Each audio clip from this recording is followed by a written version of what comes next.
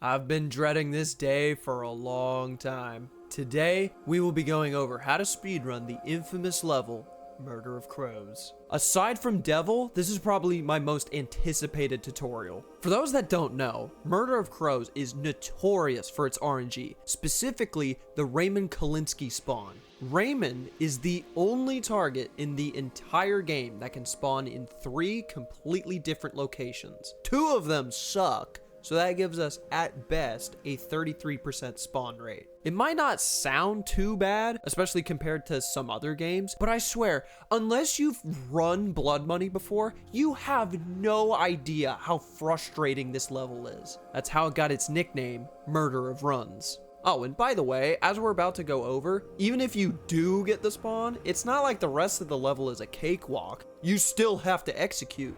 You son of a bitch. In fact, if I were to rank the Blood Money levels by how difficult they are, Murder of Crows would be the 3rd hardest.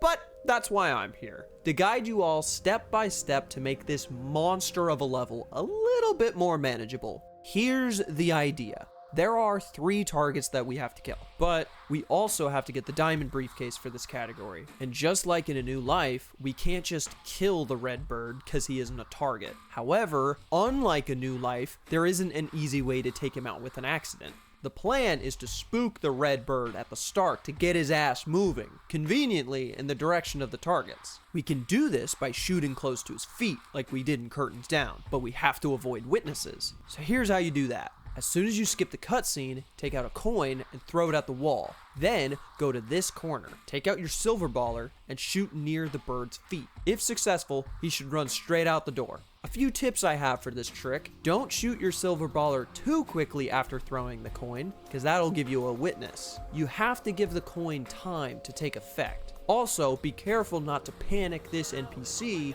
because he will alert the police despite not being a witness.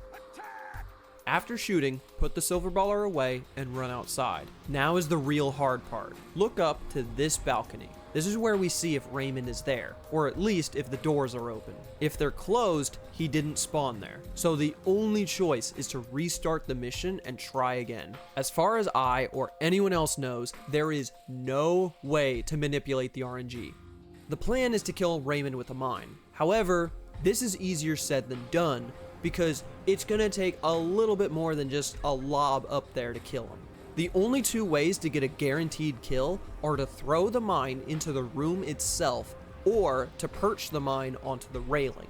If you're really perceptive, you'll notice that Raymond has a few different patterns. In order to even throw it into the room, you have to get the one where he goes into his room super late, because otherwise the doors will close on you before the mine gets there. You can tell if you got this pattern because you'll actually be able to see a good bit of Raymond, but you still have to act quickly. Take out a mine and try and throw it to the right side. There are these boxes in Raymond's room. You want the mine around there. Then, after you're done with everything else and on the way to the exit, you're gonna detonate at 46 on Statman.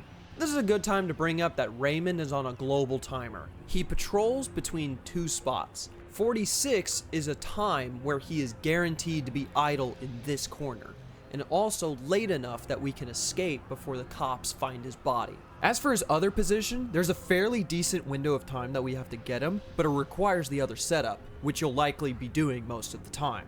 For starters, you technically don't even need to perch the mine. The railing is just for a guaranteed kill. If you get the mine close enough in this corner, you still have a chance to kill Raymond. I recommend throwing the mine at a bit of an angle instead of dead on, so that you can use the railing as a sort of backboard. This can also happen if you attempt to land the railing, but it falls off onto the balcony. So don't worry. Even if the mine itself doesn't kill him, you'll at least have hit Raymond, which is a good thing because damaged targets will go to where 47 is. So if you're on the way back and the explosion doesn't get him, wait here for about 20 seconds, and Raymond will run right up to 47. Then you can shoot him with no witnesses. Yeah, it sucks having to wait this long, but this backup is better than nothing if it means getting through Murder of Crows. The rail mount might seem like a trick shot, but thankfully 3baller has cooked up a few lineups for us. The first one I recommend for newer players who might not be fast enough to pull the second one off. This is only for after you've done everything else on this level, so it's on your way back. If you plan to do this, after running out of the door with the red bird, hold up a coin so that this cop gets distracted for a bit. Then when you're on your way back, go to this curb and stand on this line and look up as high as you can. Make subtle presses backwards until your reticle is just past this window. Move your cursor left to this corner. Let go, and it should bounce right up there every time.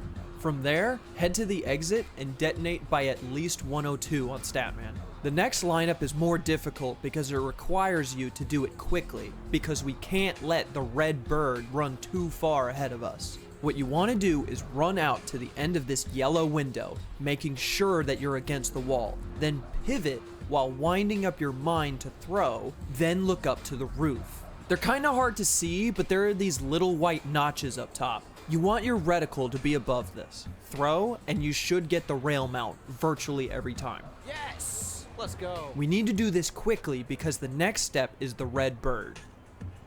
You know what? I feel bad calling him Red Bird all the time, so I'm gonna call him Joe. Let Joe run into this alley. Take a few steps in because we don't want these cops to witness us. Then human shield Joe. You can just knock him out, but I like to throw him like this. Then there's Angelina, who has two patterns: fast and stand still. If she stands still, try to shoot her in the head so that you don't alert these geezers. If she is moving before you shoot, just let her go and take out your second mine. The idea is to throw it up through this window to get marked pariah, but we don't want this cop to be a witness. Most of the time, you can just wait for the cop to pass, then go behind him to throw the mine.